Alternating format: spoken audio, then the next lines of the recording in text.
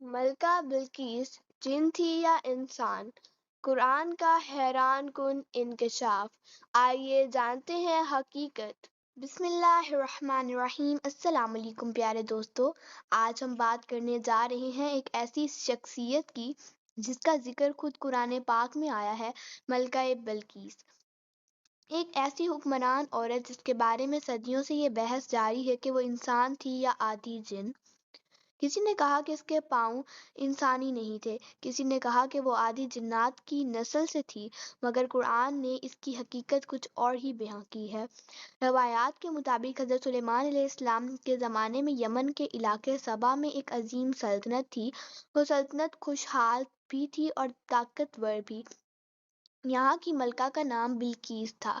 اس کے پاس دولت، عقل اور اختیار کی انتہا تھی۔ قرآن پاک کی سورہ نمل میں ذکر ہے کہ حضرت سلیمان علیہ السلام کے لشکر میں ایک پرندہ ہدہد موجود تھا جو غیر حاضر ہو گیا۔ جب وہ واپس آیا تو اس نے کہا، میں ایسی چیز جان گیا ہوں جو آپ نہیں جانتے۔ میں سبا کی ایک قوم سے خبر لایا ہوں۔ وہاں کی قوم سورج کی عبادت کرتی ہے اور ان کی حکمران ایک عورت ہے جس کے پاس شاندار تخت اور اقتدار ہے۔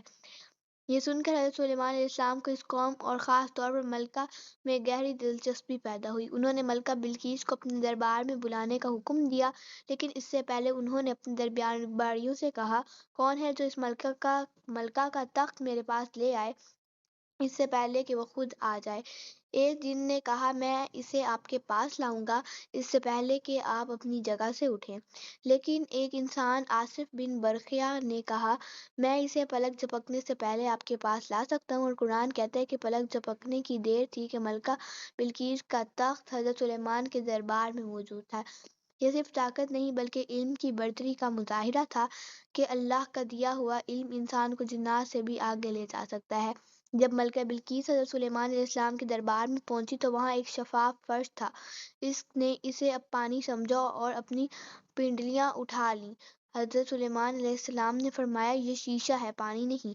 یہ واقعہ اس لیے تھا کہ ملکہ کے بارے میں کہا جاتا تھا کہ اس کے جسم پر غیر معمولی بال ہیں جیسے جنات میں پائے جاتے تھے، لیکن حضرت سلیمان علیہ السلام نے حکمت کے ساتھ یہ ثابت کر دیا کہ وہ دراصل انسان تھے، نہ کہ کوئی معفوف الفطرت مخلوق۔ قرآن کہتا ہے کہ جب بلقیس نے حق کو پہچانا تو اس نے کہا، اے میرے رب، میں نے اپنے نفس پر ظلم کیا اور اب میں سلیمان کے ساتھ اللہ رب العالمین پر ایمان لاتی ہوں۔ یہاں سے صاف ظاہر ہوتا ہے کہ وہ نہ جن تھی نہ آدھی انسان، بلکہ ایک سمجھدار، باشعور اور ایمان والی عورت تھی جس نے حق کو قبول کیا۔ اہل کتاب یعنی یہودی اور نصرانی روایات میں بلقیس کو ایک عجیب مخلوق کے طور پر بیان کیا گیا ہے۔ کسی نے کہا کہ وہ آدھی انسان اور آدھی جانور تھی، کسی نے کہا کہ اس کا دھڑ شیر یا سانپ کی طرح تھا۔